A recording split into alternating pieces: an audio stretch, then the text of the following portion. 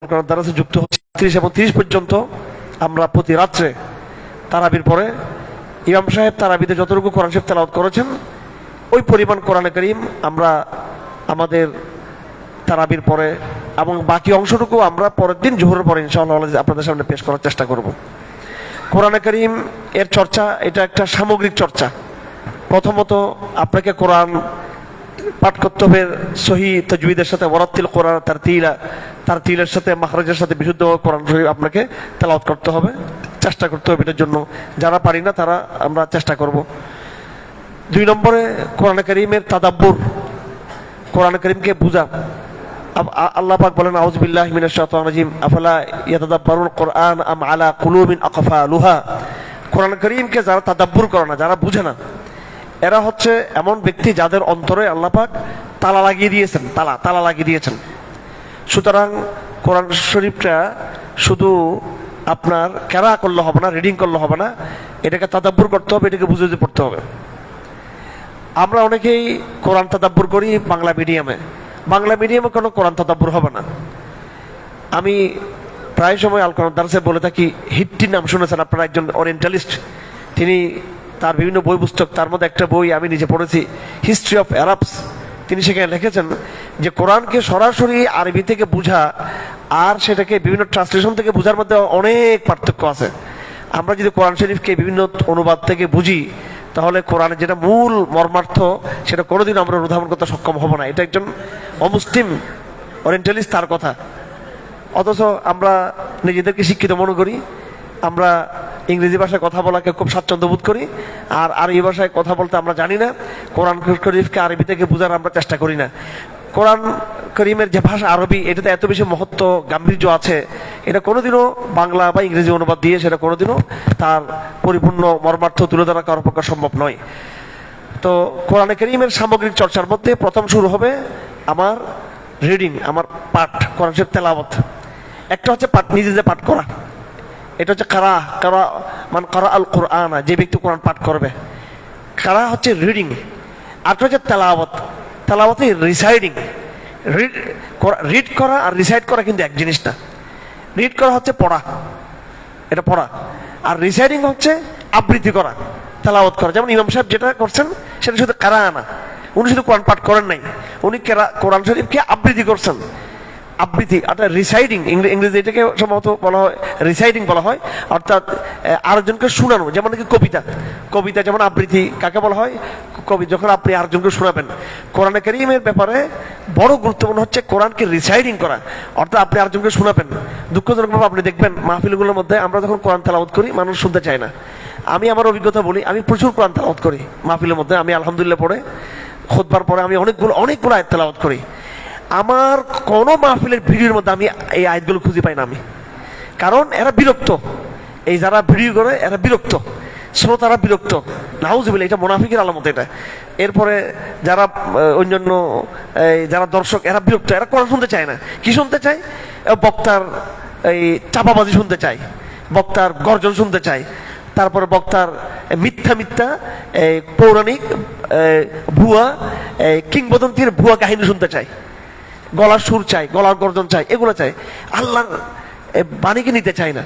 এটা আরবদের মধ্যে আছে, ওরা মাশাআল্লাহ কোরআন শরীফ হালাকা বসে বসে তারা কোরআন শরীফ শুনে। এটা মারাত্মক একটা মুনাফিকি আমাদের দেশের ভিতরে। আমি খুব খেয়াল করছি এটা আমাদের সমাজের মধ্যে, যে মানুষ কোরআন শুনতে চায় না। অথচ আল্লাহ পাক বলেন আমি রসুলকে নাযিল করেছি, রসুলকে পাঠিয়েছি, হুয়াল্লাযী বাআসা ফিল উম্মিয়িনা রাসূলাম মিনহুম ইয়াতলু আলাইহিম। এটা কয়েক জায়গায় আল্লাহ পাক বলেছেন যে তিনি রিসাইডিং করবেন না, তিনি শুধু নিজে পাঠ করবেন না, তিনি আবৃত্তি করবেন, মানুষকে শোনাবেন। এই জন্য আপনারা কোরআন শরীফ মানুষকে শোনাবেন, মানুষকে আপনারা হ্যাঁ পরিবারে ঘরে শোনাবেন, পরস্পর থেকে শুনবেন। আচ্ছা, তো রাসূল সাল্লাল্লাহু আলাইহি ওয়াসাল্লাম নিজেই হযরত আব্দুল্লাহ ইবনে মাসউদকে বলছেন যে তুমি কোরআন শরীফ পড়ো, আমি শুনবো। তো আব্দুল্লাহ ইবনে মাসউদ বলেন আকরাউ আলাইকাল কোরআন ওয়া কাদ উনজিলা আলাইক, আমি কোরআন কিভাবে পড়বো আপনার উপরে, অথচ কোরআন তো আপনার উপর নাযিল হয়েছে। হুজুর সাল্লাল্লাহু আলাইহি ওয়াসাল্লাম উত্তর দিলেন আমি ভালোবাসি যে একজন পাঠ করবে আমি শুনবো। তো যাই হোক, কোরআনের যে ফাংশন সেটা হচ্ছে নিজে নিজে পড়া, তাজবিদ সহ তারতিল সহ, এরপর তেলাওয়াত করা, নিজে পড়া, আরেকজনকে শুনিয়ে পাঠ করা, এটাকে তাদাব্বুর করা, এটার উপর আমল করা, এটার মননকে গঠন করা। আজকে আমি আপনাদের সামনে এখানে বসেছি, আমি আমার ব্যাকগ্রাউন্ড কথা বা চাপাবাজি বা আলাপ আলোচনা বা একজন বক্তার ব্যাকগ্রাউন্ড থেকে আমি এখানে আসিনি। আমি একজন কোরআনের গবেষক, কোরআনের একজন ফাংশনকারী একজন ব্যক্তি হিসেবে বাস্তবতার মুখোমুখি। আমি কারাগারে এই যে এই কোরআনটা আপনাদের সামনে আমি আজকে ভাগ্যক্রমে এখানে চলে আসছি, এটা আলহামদুলিল্লাহ। 2009 সালে প্রথম যখন আমি কারাগারে ঢুকেছিলাম, 2009 সালে এই কোরআনটা আমাকে একজন কারারক্ষী, ইমানদার কারারক্ষী সে আমাকে দিয়েছিল। তো এই দেখুন এখানে আমি কি পরিমাণ আমি তাফসির এখানে, তখন আমার কারাগারে কলম খাতা নিষিদ্ধ ছিল। তা আমি একটা কলম সংগ্রহ করে কোরআনের ঢালের উপরে আমি লেখা শুরু করছি। এটা ছিল আমার 2009 সালের কারাগার তারপরে আমি খাতা পেয়েছিলাম, আমাকে পরবর্তী আমাকে খাতা দেওয়া হয়, কলম খাতা দেওয়া হয়, অনুমতি দেওয়া হয়। পর আমি তাফসির লিখেছি কিছু। 3 মাস জেলে ছিলাম মাত্র তখন। পরবর্তীতে তো দীর্ঘ সময় জেলে ছিলাম, 2013 সাল থেকে 16 সাল পর্যন্ত। ওই সময় ব্যাপক কোরআনের সাথে একটা আমার আরো বেশি সম্পর্ক কায়েম হয়। এবার যে শেষবার যে গেলাম একদম ঠিক এই রমজান মাসে আমি তখন রমজান ছিল 16টা, ইমাম সাহেব 16-17 পারা পড়তেছিল, সূরা তাহা পড়তেছিল, সব র্যাবের অফিসাররা বসা ছিল, একজন জুব্বা পরা, একজনের দাড়ি এতটুকু, একজনের টুপি পরা, একজন পাকিস্তানি ড্রেস, একজন সৌদি আরবের ড্রেস পরা, সবগুলো এখানে বসেছিল, সব র্যাবের লোক। আর ওখানে আমি পয়েন্ট করলাম, এরপরে ওরা আমাকে আমাদের সাথে চলেন। তো আমি যেটা বলতে চাচ্ছিলাম, কোরআনের সাথে প্রথম ফাংশন হচ্ছে এটাকে রিড করা, পড়া, এটাকে নিজে পড়া, এটাকে রিডিং। সেটা আপনি আস্তে পড়তে পারেন, জোরে পড়তে পারেন। 2 নম্বর হচ্ছে কোরআনটাকে তেলাওয়াত করা, রিসাইডিং করা, আবৃত্তি করা, মানুষকে শুনিয়ে পড়া, এখান থেকে মানুষ ইবরত হাসিল করবে। 3 নম্বর হচ্ছে নিজে এখান থেকে তাদাব্বুর অর্জন করা, এটাকে বোঝা, অনুধাবন করা, এটা খুব জরুরি। এই তাদাব্বুরের মাধ্যমে আপনার ভিতরে হিকমাহ অর্জন হবে, উইজডম, প্রজ্ঞা অর্জন হবে ইনশাআল্লাহ আজিজ। কারণ কোরআনে কারীমের এটা এমন একটা তাবির, কোরআনে কারীমের এই বয়ানটা, নেগেটিভটা, মানে কোরআনে কারীমের প্রেজেন্টেশনটা এত হৃদয়গ্রাহী। একটু নির্জনে বসতে হবে, তেলাওয়াত করবেন, বুঝে পড়বেন। এটা আপনি এমন ঐশ্বরিক, এমন খোদাই, আল্লাহ, ইলাহি, আপনি কিছু নূর অনুভব করবেন যেটা আপনি কেউ বুঝাতে পারবেন না সেটা, কিন্তু ঠিকই কিন্তু আপনার অন্তর কিন্তু আলোতে ভরপুর হয়ে যাচ্ছে। কিন্তু আপনার এটা আপনি আরেকজনকে আপনি কখনো এটা বোঝাতে সক্ষম হবেন না। এটা একটা ইন্ডিভিজুয়াল একটা এক্সারসাইজ, ইন্ডিভিজুয়াল, এটা ব্যক্তিগত, এটা একটা এমন একটা অনুশীলন যেটা আপনি আরেকজনকে বোঝাতে সক্ষম না। এবং এটা মনস্তাত্ত্বিক এক্সারসাইজ, এটা একটা সাইকোলজিক এক্সারসাইজ, এটা মেন্টাল এক্সারসাইজ, এটা একটা মনের একটা ব্যাপার। এটাকে বলা হয় ইনটিউশন, স্বজ্ঞা। এখান থেকে আপনি এমন কিছু জিনিস বুঝবেন, যেটা আপনি আপনার অন্তর্দৃষ্টিকে খুলে দিবে, আপনার ইনসাইট, হাকিকত বুঝবেন, এত তাৎপর্য বুঝবেন, কুদরতের এত ইঙ্গিত আপনি বুঝবেন। আপনি ওই কোরআনের নূর দিয়ে, ওই কোরআনের ইনসাইট দিয়ে, আপনি কোরআনের ওই প্রজ্ঞা দিয়ে, উইজডম দিয়ে আপনি এমন কিছু দেখবেন যেটা শুধু আপনার আখিরাতের জীবন আপনি অবজারভেশন আপনি নিতে পারবেন, যেটা রাজনীতির, বিশ্ব রাজনীতির, সমাজের, যেটা অন্য কেউকে আপনি কখনো বুঝতে পারবেন না। আজকে আমি স্পষ্ট বলতে চাই, এখানে আমি লাইভে আছি, আমি স্পষ্ট বলতে চাই এই রাষ্ট্রের কি ভবিষ্যৎ হবে, এই জাতির কি ভবিষ্যৎ হবে। আলহামদুলিল্লাহ আমরা এটা জানি, আমরা জানি সেটা। কেন জানি? যেহেতু কোরআনগুলো কি করছে আমাদের সামনে। আপনি অবাক হচ্ছেন আপনারা? এটা একজন মুসলিম হিসেবে আমরা বুঝি যে কি হতে যাচ্ছে, আলটিমেটলি কি হতে পারে, কি হবে। ওয়াল আকিবাতুল মুত্তাকিন, কি হবে, ওয়া মাকারু আল্লাহ ওয়াল্লাহু খায়রুল মাকিরিন, এগুলো হবে আর কি। এরকম আরো অনেক কথা, কয়টা বুঝাবো আমি, কয় দিক থেকে বুঝাবো আপনার। সুতরাং এটা একটা গভীর একটা ব্যাপার সেবার, এটা অনেক গভীর একটা ব্যাপার, অনেক গভীর। এই জন্য আপনাদের সবাইকে আমি বলবো, যারা এখানে দারাসা আছেন, আপনারা প্রশিক্ষণ নিতে অনেকে আসছেন, বা অনেকে আপনারা এখানে দারাসা বসছেন, এগুলো আসলে বোঝা পড়ার বিষয় না। এগুলো একজন বক্তৃতা করলো, আপনার শুনলেন, আপনি বুঝে আসলো তা না। এগুলো হচ্ছে গভীর মনোনিবেশ সহকারে, একাগ্র চিত্তে রিয়েলাইজেশন। এগুলো একদম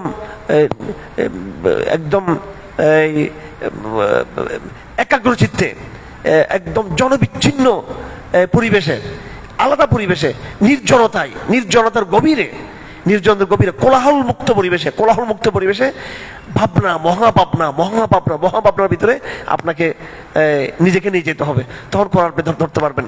এই জন্য কোরআন বোঝার জন্য খেলবত দরকার। আমি আলহামদুলিল্লাহ আল্লাহ পাক তৌফিক দিয়েছেন, গত বছর এই যে ওমরাতে গেলাম, এরপর আবার হজে গেলাম। আল্লাহ নবী সাল্লাল্লাহু আলাইহি ওয়াসাল্লাম কোরআন কখন পেয়েছেন? উনি যতদিন তিনি জালওয়াতে ছিলেন, ব্যবসা বাণিজ্য করতেন, পরিবার করতেন, তখন কিন্তু কোরআন তিনি পান নাই। কোরআন পেয়েছেন যখন নাকি গারে হেরা থেকে যখন একাকিত্বের জীবনকে তিনি বেছে নিয়েছেন। একাকিত্বের জীবনকে, একাগ্র জীবনকে, নির্জন জীবনকে, কোলাহল মুক্ত জীবনকে যখন তিনি বেছে নিয়েছেন, তখন কোরআন তারপর নাজিল হলো। হাদিস শরীফ আছে হুব্বিবা ইলাইয়াল খালা, যে নবুয়ত পাওয়ার আগে স্বয়ংক্রিয়ভাবে আমার মনের মধ্যে একাকিত্বকে আল্লাহ পাক পছন্দ করে দিলেন। তো কোরআন পাওয়ার জন্য রাসূলুল্লাহকে আল্লাহ পাক একাকিত্বে নিয়ে গেছেন, কোরআন বোঝার জন্য আপনাকে একাকিত্বে যেতে হবে। আপনাকে কথা বুঝাচ্ছে? কোরআনকে আল্লাহ থেকে পাওয়ার জন্য যেমন নবীজি একাকিত্বে চলে গেছেন, ঠিক তদ্রুপ আপনার 24 আওয়ার্স, আপনার যে 24 ঘন্টা রুটিনের মধ্যে আপনাকে একটা বিশেষ টাইম, বিশেষ করে রাতের বেলায় শেষ টাইমে তাহাজ্জুদের সময়, আপনাকে অবশ্যই একটা নির্জন পরিবেশে চলে যেতে হবে, যেখানে আপনি এবং দ্বিতীয় আরেকজন থাকবে আপনার সাথে, হচ্ছেন আল্লাহ। সেখানে তৃতীয় আর কেউ আপনার সাথে থাকবে না, সেখানে কেউ থাকবে না, সেখানে আপনার কেউ থাকবে না, সেখানে আপনার দেখবেন আপনি কি পরিমাণ আপনি প্রজ্ঞা সেখান থেকে নাজিল করবেন। আমার ভাইরা, আমরা যে আজকে বাংলাদেশে চ্যালেঞ্জ দিয়ে কথা বলি, স্রোতের বিপরীত চলি, কিসের শক্তিতে বলি? এটা আমাদের মুখের শক্তিতে না। এটা আমরা এমন সমস্ত গাইবী একটা মনের প্রশান্তি আমরা অর্জন করেছি আলহামদুলিল্লাহ, কোরআন কেন্দ্রিক, যেটাতে আমরা বুঝি যে এই জাতির, এই রাষ্ট্রের, এই অঞ্চলের এবং এই ইতিহাসের কি গতিধারা হবে সেটা আমরা বুঝি এবং জানি, এবং সেটা আমরা বিশ্বাস স্থাপন করি আমরা সেটার উপরে, এবং সেটা একমাত্র কোরআনের কারণে হয়েছে। সেটা আমি বুঝাতে পারছি আপনাদেরকে। প্রত্যেকে আসুন, নিজের প্রস্তুতি গ্রহণ করুন, মনস্তাত্ত্বিক প্রিপারেশন নিন। আপনারা কোরআনকে ধারণ করার জন্য আপনার মানসিক প্রস্তুতি রয়েছে। আপনি কোরআন বোঝার জন্য আপনি 3 বছর যদি কোনো মাথা শিখে তাফসির করলেন, আপনি খুব আরবি গ্রামার শিখলেন, আপনি আরবি প্রথম পত্র শিখলেন, আরবি দ্বিতীয় পত্র শিখলেন, আপনি বিভিন্ন টার্মিনোলজি মুখস্থ করলেন, আপনি অসংখ্য তাফসির আপনি গবেষণা করতেছেন, এটার দ্বারা কিছু ইনফরমেশন আপনি অর্জন করতে পারবেন, বাকি হৃদয়ের গভীরে যে ইনটিউশন, এটাকে ইংরেজি বলে ইনটিউশন, যে সজ্ঞা ইলহাম, এটা কখনো অর্জন হবে না আপনার। এই জন্য অনেক আধ্যাত্মিক হতে হবে আমাদেরকে, একাকিত্বের জীবনে যেতে হবে আমাদেরকে। আমাদেরকে অনেক বেশি গভীর উপলব্ধির মধ্যে আমাদেরকে যেতে হবে। যে জীবন আমরা আছি, কোলাহলের জীবন, আড্ডার জীবন, আর মোবাইল ধ্বংস করে দিয়েছে এই সমাজকে, অন্ধ করে দিয়েছে মোবাইল। আমরা মনে করি মোবাইল একটা সাথে নিলে পুরো দুনিয়াতে আমি সবকিছু দেখতেছি, পুরো দুনিয়া দেখতেছেন, আসলটা কিন্তু ঢাকা পড়ে যাচ্ছে। ঠিক আছে, অসংখ্য ঘটনা আপনার সামনে আসতেছে, কিন্তু মূল ঘটনা কিন্তু কি হচ্ছে? ঢাকা পড়ে যাচ্ছে। এই জন্য যারা মোবাইল চর্চা করে, ফেসবুকে থাকে, তারা কিন্তু ভবিষ্যৎ বলতে পারে না কিছু, কি হবে না হবে। এটা আপনি চোখ বন্ধ করবেন, ভবিষ্যৎ আপনি দেখতে পাবেন আপনি। তো যাই হোক, শেষ কথা হলো, কেন এই কোরআনের দারস? এই জন্য আল্লাহর নবী জাহেলিয়ার এই সমাজকে পরিবর্তন করে, জাহেলিয়ার সমাজকে একদম উৎখাত করে, জাহেলিয়াতের সিস্টেমকে উৎখাত করে, জাহেলিয়াতের সমাজকে পরিবর্তন করে আল্লাহ নবী সাল্লাল্লাহু আলাইহি ওয়াসাল্লাম তাওহীদের এক নতুন সমাজ তৈরি করেছেন। আজকে আমরা যারা এখানে বসেছি, যারা আজকে আমরা তারাবি সালাতে অংশগ্রহণ করেছি, যারা আমরা আজকে ইমাম সাহেবের এখানে এই তেলাওয়াত শুনেছি, এবং যারা আমরা এখন দরসে বসেছি, এবং 1 মাস আমরা এই আধ্যাত্মিক সাধনাকে আমরা কন্টিনিউ করব, এই জাহেলিয়ার সমাজকে পরিবর্তন করার জন্যই আমরা এখানে বসেছি আমরা। এবং সেটার সূচনা নিজের আধ্যাত্মিক, নিজের মনস্তাত্ত্বিক যে অনুভূতি, উপলব্ধি, এখান থেকে শুরু হবে। এই সমাজকে আমরা পরিবর্তন করে ফেলবো ইনশাআল্লাহ আজিজ। এই সমাজ এইভাবে থাকবে না। এই রাষ্ট্র, এই চরিত্র, এই সংস্কৃতি, এই অর্থনীতি, এই বিশ্ব ব্যবস্থা, এটা থাকবে না, এটা থাকতে দেব না আমরা। এটা আমরা, আমাদেরকে আল্লাহ পাঠিয়েছেন দুনিয়াতে এই কোরআনিক বিশ্ব ব্যবস্থা তৈরি করার জন্য। সুতরাং আমাদের এখানে বসাটা যেমনিভাবে এটা আধ্যাত্মিক, যেমনিভাবে এটা ইন্ডিভিজুয়াল, এটা একান্ত নিজস্ব বিষয়, এটা যেমন নাকি একটা একাকিত্বের বিষয়, ঠিক তদ্রুপ এটা কিন্তু একটা কোলাহলের বিষয়। আমরা একাকিত্ব থেকে কোরআনকে কোলাহলে নিয়ে যাব। আমরা ব্যক্তিগত স্টাডি থেকে, ব্যক্তিগত উপলব্ধি থেকে আমরা কোরআনকে সামাজিক বিপ্লবের জায়গায় আমরা নিয়ে যাবো। কোরআনকে ডাইনামিজম থাকবে এখানে আমাদের মধ্যে। আল্লাহ নবী সাল্লাল্লাহু আলাইহি সাল্লাম ঠিকই কোরআনকে পেয়েছেন খেলওয়াতের মধ্যে, একাগ্র চিত্তের পরিবেশে, একাকিত্বের পরিবেশে পেয়েছেন। এরপরে মক্কার ভূমিতে নেমে কোলাহলে গিয়ে সে সমাজকে তিনি চ্যালেঞ্জ করে দিয়েছেন তিনি। হ্যাঁ, প্রথম আমার ফুয়েলটা অর্জন হবে একাকিত্বের জায়গায়, আল্লাহর সাথে আমার পার্সোনাল। এটা এই জন্য রাতের বেলা কিয়ামুল লাইলের ফজিলতের জন্য, রাতে বেশি যে যত বেশি আধ্যাত্মিক হবে, দিনের বেলা সে তত বেশি সমাজকে কি করতে পারবে, পরিবর্তন করতে পারবে। আর না হয় এই দেখতেছেন তো কি হচ্ছে, এক এলিট থেকে আরেক এলিট, আরেক এলিট থেকে আরেক এলিট ক্ষমতা কিন্তু পালা বদল হতে থাকবে চক্রহারে, কিন্তু কিছুই হবে না কিন্তু যতক্ষণ আমরা কোরআন পথে না আসি। আমরা এই পুরো বিশ্বকে, এই পুরো সমাজকে, পুরো অঞ্চল, পুরো রাষ্ট্রকে আমরা বদলে দেবো ইনশাআল্লাহ, কোরআনের মাধ্যমে ইনশাআল্লাহ। এটা আমাদের রমজান মাসের প্রতিজ্ঞা। যাই হোক, সূরা ফাতিহা আমরা পাঠ করেছি। তাফসীরে অনেক কথা আছে, শব্দ শব্দ অনেক ব্যাখ্যা আছে, কোরআনকে দিয়ে কোরআনের ব্যাখ্যা আছে, কোরআনকে দিয়ে কোরআনের ব্যাখ্যা হাদিসে আছে, কোরআনের ব্যাখ্যা কোরআনে আছে, কোরআনের ব্যাখ্যা তফসিরকারকদের বক্তব্যের মধ্যে আছে। আমি যেটা করবো সেটা হচ্ছে সামারি পেশ করবো আপনাদের সামনে। আর এখানে তাত্ত্বিক আলাপ বেশি করবো না, গ্রামাটিক্যাল আলাপও করা যাবে না, কারণ এখানে অনেক সাধারণ ভাইরা আছেন। আমি এতটুকু আপনাদেরকে প্রস্তাব করবো, পরামর্শ দিব যে আপনারা দারসে বসবেন, কিন্তু দারসে বসাটাকেই শুধু একমাত্র আপনারা কোরআন বোঝার জন্য এটা মাধ্যম হিসেবে মনে করবেন না। আপনারা নিজেরাও, আমি দু একটা তাফসীর নাম বলি, মাআরিফুল কোরআনটা দেখবেন, আপনারা মাআরিফুল কোরআনটা নিজেরা দেখবেন, দেখার চেষ্টা করবেন। আর এখানে আসার আগে প্রতিদিন আপনারা এটার বঙ্গা অনুবাদটা একটু দেখে নেবেন আপনারা, আর কুতুবের যে ফিজলাল কোরআন ওইটাও একটু দেখে নেবেন আপনারা। আর অনেক তাফসীর আছে, আমি দু একটা তাফসীর বললাম, আর উলামায়ে কেরাম যারা আছেন এখানে অবশ্যই তারা তাফসীরে মাযহারিটা দেখবেন, তাফসীরে মাযহারি দেখবেন। এবং ভারতবর্ষে আলেমদের মধ্যে একজন আলেমকে আমার অনেক বেশি ওনাকে গভীর মনে হয়েছে, আব্দুল মাজিদ দারিয়াবাদী, ওনার তাফসীর আছে, উর্দুতে আছে, সেটাও দেখতে পারেন। যাই হোক, যারা আমাদের আওয়াম ভাইরা আছেন, আপনারা এই দারাজকে ইয়ে করার জন্য, ধারণ করার জন্য আপনারা বঙ্গা অনুবাদটা একটু আগে দেখে নিয়ে আসবেন, এবং মাআরিফুল কোরআনটা কিছু আপনারা দেখে আসবেন, এবং নিয়মিত একটা স্টাডি করবো। তখন আমাদের আলোচনাগুলো আরো বুঝতে সহজ হবে ইনশাআল্লাহ। আমাদের আলোচনার বাইরেও কিছু প্রাসঙ্গিক আলাপ থাকবে। আমি যেটা করবো সেটা হলো, আমি মূল সামারিটা আপনাদেরকে, এটা ক্লাস দরস যেহেতু এটা, ওখানে আপনাদেরকে ওইভাবে খাওয়াই দেওয়ার চেষ্টা করবো, ওইভাবে বুঝিয়ে দেওয়ার চেষ্টা করবো ইনশাআল্লাহ। সূরা ফাতিহার 3টা পাঠ। কয়টা পাঠ? 3টা। আর সূরা ফাতিহার ফজিলত তো আমরা জানি, এটাকে বলা হয় আস-সাবউল মাসানি ওয়া হিয়া আস-সাবউল মাসানি। সাঈদ ইবনে মুআল্লা হাদিসের মধ্যে আছেন, রাসূলুল্লাহ ওনাকে ডেকে বলতেছেন যে আজকে রাত্রে উনজিলাতিল লাইলা, আজকে রাত্রে এমন একটা সূরা নাযিল হয়েছে, আজীব এক সূরা, আমি তোমাকে লা উআল্লিমান্নাকা সূরাতান, আমি তোমাকে একটা সূরা নাযিল, এমন একটা সূরা শিখাবো যেটা আজকে রাতে আমাদের উপর নাযিল হয়েছে। এবং অন্য হাদিসে আছে যে এমন একটা সূরা, এই সূরা ফাতিহা, মা উনজিলাত ফিত তাওরাত ওয়ালা ফিজ জুবুর ওয়ালা ফিল ইনজিল, এরকম সূরা তাওরাত জুবুর ইনজিলের মধ্যে কি হয় না, ওয়ালা ফিল কোরআন, কোরআনের মধ্যে এরকম সূরা নাই সূরা ফাতিহার মতো। এটা সূরাতে শেফা বলা হয়। সূরা ফাতিহাকে আপনি কি করবেন, এটাকে আপনি রোগীদের মধ্যে ফু দিবেন, ঝাঁটফু করবেন, এটা পানি খাবেন, এটা দিয়ে আপনি চিকিৎসা করবেন, একদম সাথে সাথে রোগ কি হয়ে যাবে, ভালো হয়ে যাবে। আপনি এটা প্রয়োগ করে দেখতে পারেন আপনি এটা। তো সূরা ফাতিহা সর্বপ্রথম তো নিজের হৃদয়ের রোগকে দূর করবে। এটা এত গভীর, এটা এত গভীর, এনসাইক্লোপিডিয়া ব্রিটানিকা, এটা তো মুসলমানদের লেখা না, এনসাইক্লোপিডিয়া তো পাশ্চাত্যের দার্শনিকদের লেখা। এনসাইক্লোপিডিয়া ব্রিটানিকার মধ্যে লেখছে একটা কথা, এই কোরআন শরীফের আলোচনা করতে গিয়ে সূরা ফাতিহা সম্পর্কে, যে আমার পুরো বিষয়টা মানে আমি যতটুকু মনে আছে, অর্থাৎ ওখানে বুঝাতে চেয়েছেন যে এটার এত এত গভীর এটার বার্তা, এটা এত অসংখ্য মেসেজ, খুব অল্প ভাষার মধ্যে এত সাফল্যের সাথে আর কেউ এরকম মেসেজ দিতে পারে না সূরা ফাতিহার মতো। সূরা ফাতিহার মতো আল্লাহ যে মেসেজটা দিয়েছেন, এটা এনসাইক্লোপিডিয়া ব্রিটানিকার লেখকরা স্বীকার করেছেন।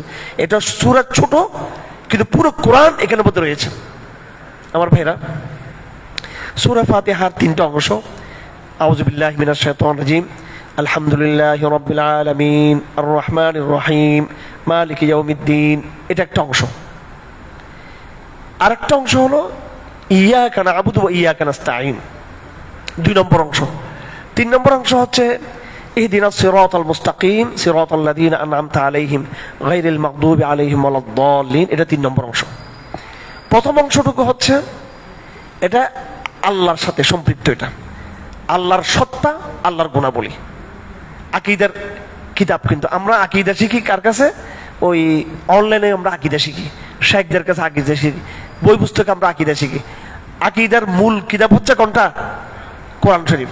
আলহামদুলিল্লাহ, এখানে হচ্ছে আলহামদুলিল্লাহ, এখানে আল্লাহ পাকের তৌহিদ, হ্যাঁ, রব্বুল আলামিন তৌহিদুর রুবুবিয়ত, হ্যাঁ, আল্লাহর মধ্যে তৌহিদুজ জাত, রবের মধ্যে তৌহিদুর রুবুবিয়ত, রব হিসেবে আল্লাহ এক। আর রহমানির রহিম মালিক ইয়াউমিদ্দিন, এগুলোর মধ্যে তৌহিদুস সিফাত, আল্লাহর গুণাবলী। গুণাবলীর মধ্যে আল্লাহ পাক সুবহানাহু ওয়া তাআলা যে এই রব্বুল আলামিন আর রহমানুর রহিম মালিক ইয়াউমিদ্দিন, রব্বুল আলামিন বলে আল্লাহ পাক সুবহানাহু ওয়া তাআলা পুরো জগৎকে একদম এখানে শামিল করে নিয়েছেন। আল্লাহর সাথে জগতের যে সম্পর্ক, এই সম্পর্কটার একটা দিক হলো তাশরিঈ, শরিয়ার বিধান কারা মানে, এটা একটা। আল্লাহর সাথে একটা সম্পর্ক হচ্ছে অবাধ্যতার সম্পর্ক, মানে এরা অবাধ্য হলো কিন্তু তারপর আল্লাহ পাক এদেরকে রব হিসেবে এদেরকে কি প্রতিপালন করেন। আল্লাহ পাক মুদির খাবারের ব্যবস্থা আল্লাহ পাক করেন, রিজিকের, ট্রাম্পের রিজিকের ব্যবস্থা কে করেন? আল্লাহ পাক করেন, ঠিক কিনা? এদের রব্বুল আলামিন, তোরা আমাকে মানলো আমি তোদের রব, তোরা আমাকে না মানলো আমি তোদের কি রে? রব। রব্বুল আলামিন আর রহমানির রহিম, এটা একটু স্পেসিফিক করা হয়েছে এখানে। আর রহমান আর রহিম শুধু দুনিয়াতে এবং আখিরাতের মধ্যে আল্লাহ পাক রহমান, আর শুধু দুনিয়ার মধ্যে আল্লাহ পাক রহম করবে, এই দুইটাকে দুই ভাগে ভাগ করা হয়েছে। আর রহমান রহিম আল্লাহ পাকের আল্লাহ পাকের যে মৌলিক যে গুণাবলীগুলো আছে তার মধ্যে এটা হচ্ছে অন্যতম গুণাবলী। আর রহমান আল আরশ ইস্তাওয়া, আল্লাহ পাক যে আরশের মধ্যে যে ইস্তাওয়া করেছেন, সেক্ষেত্রে আল্লাহ পাক নিজে বলেছেন আর রহমান, তার মধ্যে অর্থাৎ তিনি সিংহাসনে বসেই প্রথম ফয়সালা হচ্ছে কি? রহমত। আল্লাহ পাকের প্রথম সিদ্ধান্ত রহমত। আল্লাহ পাক গজব, শাস্তি, যেগুলো ক্রোধ এবং প্রতিশোধ, যেটা এটা আল্লাহ পাকের দ্বিতীয় কাজ। এটা আল্লাহ পাকের প্রথম কাজ হচ্ছে রহম করা মানুষকে। এখন যেটা মানুষ যেটা শাস্তির উপযুক্ত হচ্ছে, এই লাইবিলিটিটা মানুষের, এটা আল্লাহর না, এটা মানুষের। আল্লাহর প্রথম গুণাবলীর মধ্যে হচ্ছে আর রহমান। আর রহমানের মধ্যে হচ্ছে একেবারে নরম মেসেজ, কোমল মেসেজ, শান্তির মেসেজ। কিন্তু এটা শুনে অনেকে মনে করতে পারে তাহলে তো আমার আর কোনো চিন্তা নেই, আমার তো গুণা করলেও সমস্যা নেই। আল্লাহ মালিক ইয়াউমিদ্দিন একটু কড়া করে দিয়েছেন এখানে, যে ঠিক আছে আমি অনেক রহম, কিন্তু আমি কিয়ামতের দিনে আমি সব কিন্তু তোমাদের কাছ থেকে কি নেব? হিসাব নিব। মালিক ইয়াউমিদ্দিন। তো আল্লাহ পাক কিয়ামতের দিনের মালিক, ইয়াউমিদ্দিন মানে যে বিচারের দিনের মালিক। হ্যাঁ, তাহলে আল্লাহ পাক দুনিয়াতে মালিক না নাকি? আল্লাহ পাক আমাদের দুনিয়াতে আল্লাহ পাক মানুষকেও কিছুটা ফাংশন করার ক্ষমতা দিয়েছেন। হ্যাঁ, মানুষকে কি করছেন? ফাংশন করার ক্ষমতা দিয়েছেন। মানুষের একটা ইচ্ছা আছে। ধরেন আপনি এখন চাইলে কিন্তু উঠে চলে যেতে পারবেন, আপনি চাইলে খেতে পারবেন, চাইলে ঘুমাইতে পারবেন। আল্লাহর ইচ্ছাও আছে। এটা হচ্ছে ডাবল বিটুইন, এটা ডাবল ফাংশন। এখানে একটা ডুয়েল ব্যাপার স্যাপার আছে। এখানে দ্বৈত সত্তা আছে আমাদের কাজের মধ্যে, দ্বৈত মানে ডাবল ফাংশন আছে। আমারও ইচ্ছা আছে, আল্লাহরও ইচ্ছা আছে। আল্লাহর ইচ্ছা হচ্ছে তৌফিক, আমার ইচ্ছা হচ্ছে আমার যে কাজের যেই আমি যখন নাকি আমার মধ্যে কাজের যে যোগ্যতা, যেটা শক্তি যেটা আছে, ওটা আল্লাহ পাক আমাকে দিয়েছেন। কিন্তু যখন আমি কাজটা যখন শুরু করবো, এটা হচ্ছে আল্লাহ পাকের তৌফিক। এই জন্য আল্লাহর ইচ্ছা এখানে কার্যকর দুনিয়াতে, আবার বন্দার ইচ্ছা এখানে কি কার্যকর। দুইটার মধ্যে একটা ডাইলেকট্রিক একটা সম্পর্ক এখানে আছে। কিন্তু আখিরাতের মধ্যে মানুষের কোনো ইচ্ছাই থাকবে না, সে ডানও ভিত্তে পারবে না, বামও ভিত্তে পারবে না, সে কিছু করতে পারবে, কিচ্ছু করতে পারবে না। আল্লাহ পাক সুবহানাহু ওয়া তাআলা তার কুদরতি পা কিন্তু এইভাবে দিয়ে দিবেন কিন্তু মানুষের সামনে করার জন্য। কিয়ামতের দিন আমরা আল্লাহকে দেখবো কিয়ামতের দিন, এবং সমস্ত ইমানদাররা আল্লাহকে সিজদা করবে। কাফাররা কিন্তু সিজদা করতে পারবে না, সিজদা করতে পারবে না। কিয়ামতের দিন কোনো ইচ্ছে শক্তি থাকবে না। কিন্তু দুনিয়াতে এই জন্য একচ্ছত্র নিরঙ্কুশ আল্লাহ পাকের সেই ইচ্ছা শক্তি কিয়ামতের দিন চলবে। যাই হোক, তো এটা একটা পার্ট যেটা আল্লাহ পাকের গুণাবলী এবং সত্তার বয়ান এখানে। তো 2 নম্বর পার্টটা হচ্ছে মানুষের সম্পর্কে। আলহামদুলিল্লাহ রাব্বিল আলামিন আর রহমানির রহিম মালিক ইয়াউমিদ্দিন, এটা পুরোপুরি আল্লাহর বয়ান। এরপরে ইয়াকা না'বুদু ওয়া ইয়াকা নাস্তাঈন, এটা হচ্ছে মানুষের সম্পর্কে।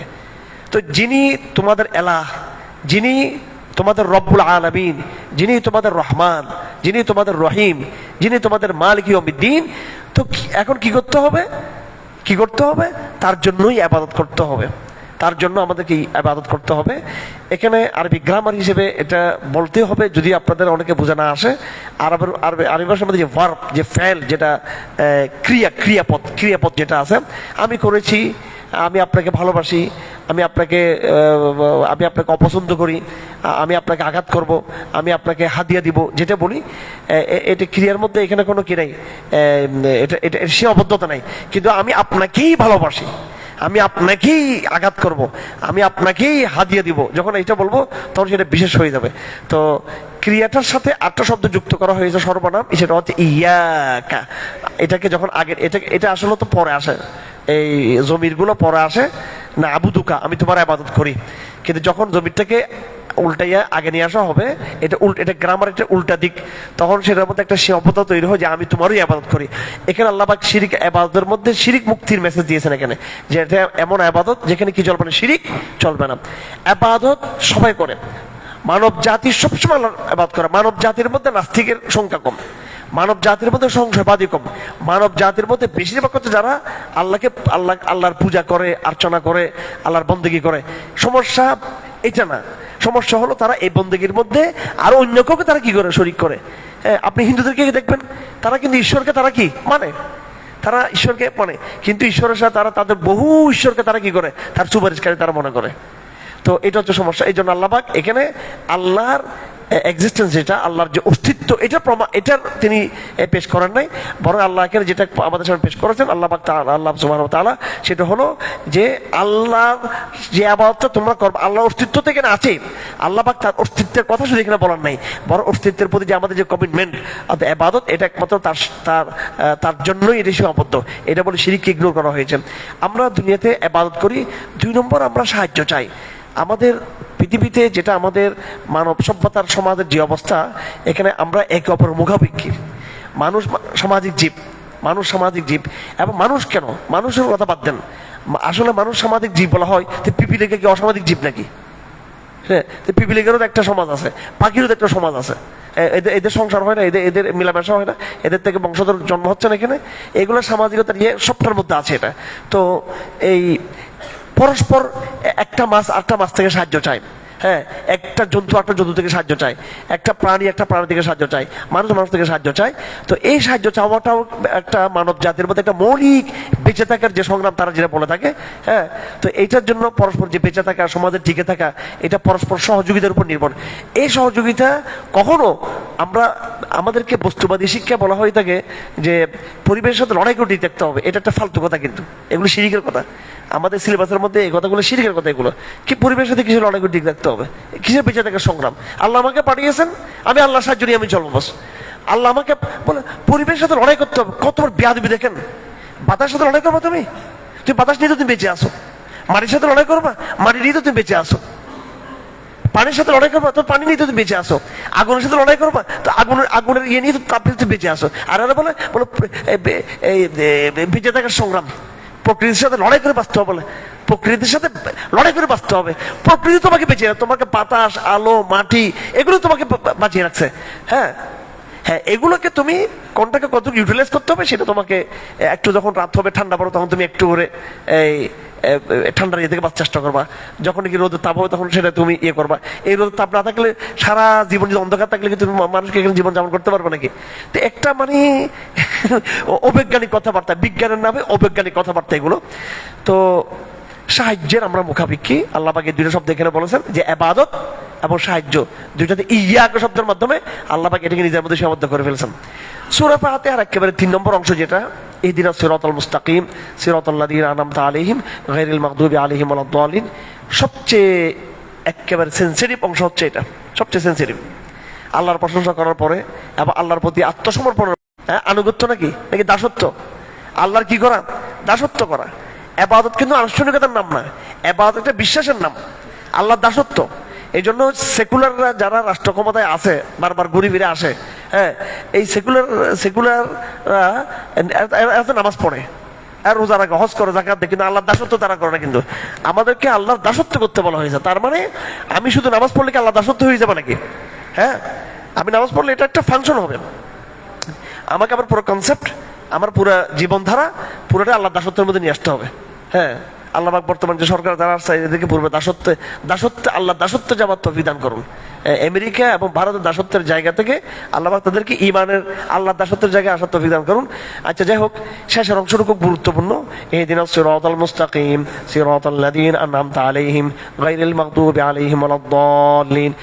এটা হচ্ছে একটা দোয়া, এটা একটা দোয়া। এই দোয়ার মধ্য দিয়ে সূরা ফাতিহা শেষ হয়েছে। এটা 3 নম্বর অংশ সূরা ফাতিহার। কয় নম্বর অংশ এটা?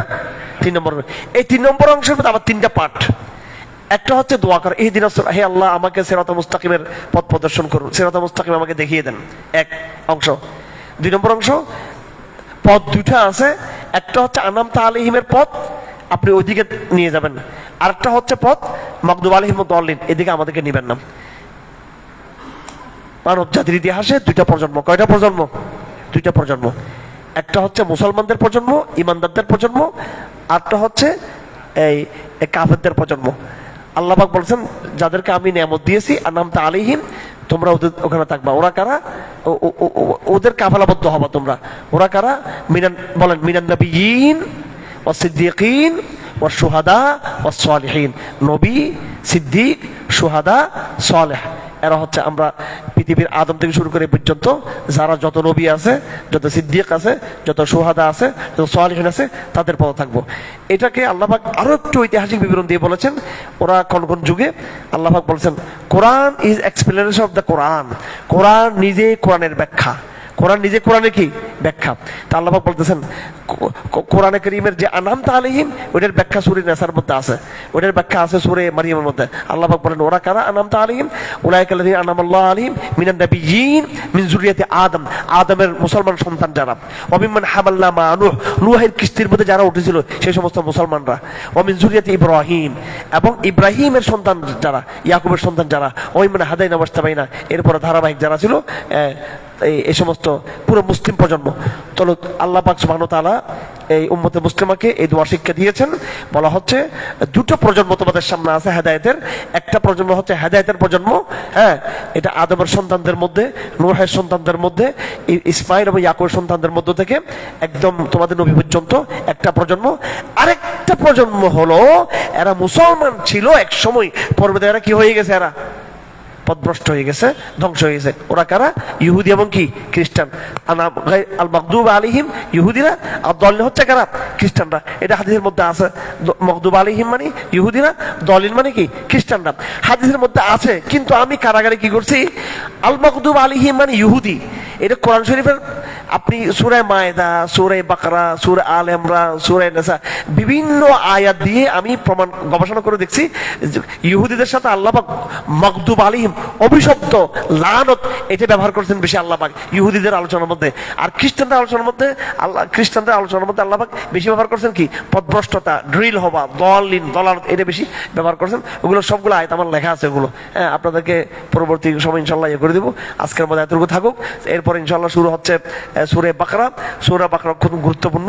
প্রথমেই এখানে যে আয়াতগুলো আছে, এই আয়াতগুলোর মধ্যে 5টা আয়াত হচ্ছে মুমিনদের সম্পর্কে। কি সম্পর্কে? মুমিনদের সম্পর্কে। পরে মাত্র 2টা আয়াত হচ্ছে কাদের সম্পর্কে? হ্যাঁ, কাফেরদের সম্পর্কে।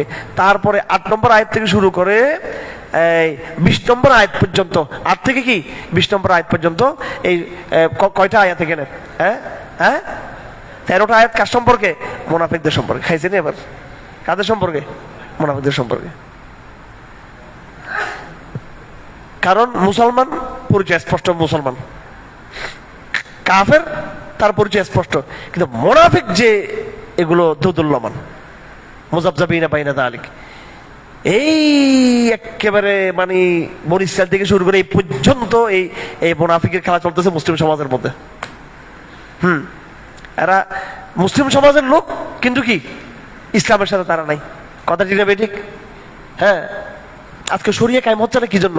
কি ভারত একেবারে এখানে আসে সৈন্য সামর্থ্য নামা দিছে, ভারতের কারণে আমরা শরিয়া কায়েম করতে পারতেছি না এখানে, নাকি ভাই? আমেরিকার কারণে একবারে শরিয়া কায়েম করতে পারতেছি না। মানে আমরা একটা আসল মুশরিক, আমরা ভারতকে আমেরিকার খোদা মনে করি, নাউযুবিল্লাহি মিন যালিক। মানে এটা বিরাট শক্তি, বিরাট আতঙ্ক। মুসলমান নামাজ পড়ে না, এখানে ভারতের দোষ দিয়ে আমেরিকার দোষ দিয়ে লাভ আছে ভাই? এই ভাই, হ্যাঁ এই দেখেন না তারাবির নামাজ কয়জন দেখেন না মার্কেটে গিয়ে কত লোক দেবে কালকে রোজা ভাঙ্গা শুরু করবে। এটা কি আমেরিকার দোষ নাকি? এটা ইসরায়েলের দোষ না ভারতের দোষ? সব দোষ তো ভারতের। এই ইলেকশন পারে না, এটাও ভারত দোষ। হাসিনা ছিল, এটাও ইন্ডিয়ার আমেরিকার দোষ। আবার এরা আসছে, এটাও দোষ, ওইটা মানে সব খালি কাফেরদের দোষ। নিজেরা এবার কিচ্ছু না, নিজেরা খুব বলো। কতগুলো মোনাফেক একটা প্রজন্ম নিয়ে চলতেছে। ডানে মোনাফেক, বামে মোনাফেক, সামনে মোনাফেক, পিছে মোনাফেক, নিচে মোনাফেক, মাথার উপরে মোনাফেক, দোতলায় মোনাফেক, মসজিদের নিচতলায় মোনাফেক, সব জায়গায় মোনাফেক, ঠিক কিনা? রাজনীতিবিদ মোনাফেক, ব্যবসায়ী মোনাফেক, আপনার আমলারা মোনাফিক করে। আবার হুজুরদের মধ্যে দেখেন কত তামসার মোনাফিক এখানে আছে। এরপর ইসলামপন্থীরা আপনি ভালো একজনকে একজন ধরাই দেয়, কেউ আমেরিকার আব্বাটাকে মুসলমান হয়ে, কেউ ভারতকে আব্বাটাকে, হুজুরদের এই নেফাকের ভিতরে চলে আমরা পুরো একটা প্রজন্ম আমরা থাকি। আমাদের প্রজন্মে এই যে আপনার ফিলিস্তিনের লড়াইটা আজকে কেন কঠিন হয়ে গেছে? মুনাফিকদের কারণে নাকি শুধু ইসরায়েলের কারণে? বলেন আপনি, শুধু কি ইসরায়েলের কারণে? ইসরায়েল যদি গাজাতে যদি হামলা করতে পারে তো ইসরায়েলের উপর মুসলমানরা মারতেছে না কেন? তো যাই হোক, এই তো আল্লাহ যাই হোক। তো এখানে মুনাফিকদের আয়াত কয়টা আসছে এখানে সূরা বাকরার মধ্যে? সূরা বাকরা একটা মৌলিক আয়াত, খুব মৌলিক আয়াত। এখানে আল্লাহ পাক সুবহানাহু ওয়া তাআলা এই সূরা বাকরার মধ্যে আমরা আগামীকালকে জোহর পরে ইনশাআল্লাহ আলোচনা করব। এখানে ইহুদিদের আলোচনা শুরু হওয়ার আগ পর্যন্ত মানব সৃষ্টির মৌলিক কিছু কথা এখানে বলেছেন আল্লাহ পাক। প্রথমত কোরআন শরীফ সম্পর্কে বলেছেন যেখানে কোনো ডাউট, কোনো রকমের সাসপেকশন নেই, কোনো ডাউট নেই, লা রাইবা ফি। তারপর আল্লাহ পাক এখানে ইমানদারদের আলোচনা, কাফেরদের আলোচনা, মুনাফিকদের আলোচনা করেছেন। এরপর আল্লাহ পাক সুবহানাহু ওয়া তাআলা মানুষের সৃষ্টির রহস্য নিয়ে আলোচনা করেছেন। আমি ইনশাআল্লাহ এগুলো আপাতত আগামী সপ্তাহে আগামীকালকে জোহরে আলোচনা করব। এই পর্যায়ে আমি এখানে আলোচনা শেষ করছি। শুধু এতটুকু একটা শেষে কথা বলবো, যালিকাল কিতাবু লা রাইবা ফিহি, যালিকাল কিতাবু লা রাইবা ফিহি। বলুন দেখি, যালিকাল কিতাবু লা রাইবা ফিহি কি বুঝছেন? এটা কি বুঝছেন বলুন দেখি আপনারা, এটা কি বুঝছেন? এটা কোরআন একমাত্র নিজের সম্পর্কে দাবি করে যে এখানে কোনো কি নেই, কোনো সন্দেহ নেই, এখানে কোনো রকমের কোনো এখানে সন্দেহ, এটাকে কি বলে, এটাকে সংশয়বাদিতা, হ্যাঁ, কোন রকমের এখানে যুক্তিক কোনো জটিলতা এখানে নেই। কোন রকমের এখানে সিদ্ধান্তহীন কোনো বক্তব্য নেই, সিদ্ধান্তহীন কোনো কিনে বক্তব্য এখানে নেই। আমি আজকে একটা বই পড়তেছিলাম, কেনেথ ক্লার্কের বই, এত বড় সভ্যতা, যে সিভিলাইজেশন, 550 পৃষ্ঠার বই, 550 পৃষ্ঠার বই। এটা আমি 3 দিনে মোটামুটি পড়ে, গত 3 দিন ধরে পড়তে, রমজান আসছে, এখন বই পুস্তক, তারপর এখন তো শুধু কোরআন নিয়ে থাকবো। তো আমি প্রচন্ড বই পড়তে পারি আলহামদুলিল্লাহ, আমি প্রচন্ড বই, আলহামদুলিল্লাহ, এটা আমার নেশা। এটা আপনারা কল্পনা করতে পারবেন না কি পরিমাণ আমি বই পড়তে, আল্লাহ পাক আলহামদুলিল্লাহ, আলহামদুলিল্লাহ। আমি এবং বই আমার বুঝে আসে, আমার খুব বুঝতে পারি। আমি আবার কথা সুন্দর করে বলতে পারি না ভাই, কিন্তু আমি বুঝতে পারি কিন্তু খুব সুন্দর করে যে কোনো বিষয়, বুঝছেন? ইঞ্জিনিয়ারিং যেটা আপনারা বলেন, ইলেকশন ইঞ্জিনিয়ারিং, আমার বক্তব্য পুরো দ্বিমত। এটা ওই দিন কোনো ইঞ্জিনিয়ারিং হয়নি, এটা সব হওয়ার এটা আরো আগে হয়েছে, আর 2 দিনের আগে হয়েছে। যাই হোক, আর ইঞ্জিনিয়ারিং হলে কি না হলে কি, যারা আছে অন্যরা যারা আসলে এরাও কি খুব বিয়ে ছিল নাকি? আমাদের জন্য সর্বাবস্থা এই অবস্থা, তা আমাদের কাজ চলবে এখানে। যাক, যত বই তুলনামূলক কম্পেয়ার করবেন, আমি এই কথাটা বুঝে শেষ করে দিচ্ছি।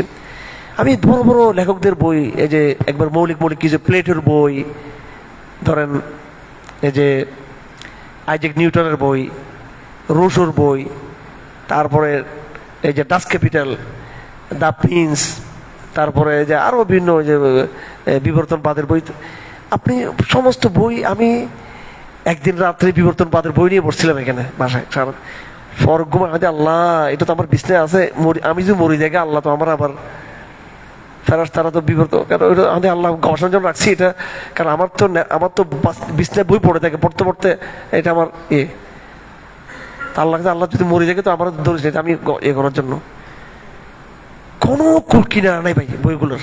এই যে আপনাদের সামনে আপনি ইউনিভার্সিটির প্রফেসররা খুব ভাব দেখায় যে খুব বড় বড় দার্শনিক, আলহামদুলিল্লাহ আমার সাথে বসাই দিন এগুলো নাই, ইনশাআল্লাহ কোনো সলিউশন নেই, কিন্তু কি নেই, কোনো সলিউশন নেই, কোনো বিষয়ে কোনো সলিউশন নেই, আলটিমেট কোনো সলিউশন নেই, কোনো সমাধান নেই। আমি এই একবার আপডেট যেটা এই মাত্র আজকে দুপুরে, যেটা আপনার আজকে দুপুরে আমি অনেক পড়তেছিলাম আর কি, পড়া শুরু করেছি গত পরশু দিন থেকে। পুরো বইটা পড়তে পড়তে আমি সামারিটা বের করলাম একবার লাস্টে। উনি একেবারে শেষে বইটা ফিনিশিং দিচ্ছে কি, আপনারা তার বই দেখবেন যে মিস্টার কালামের সাথে অনেক বড় চলচ্চিত্র ইতিহাসের অনেক বড় সে দার্শনিক লেখক, সে ইতিহাসের।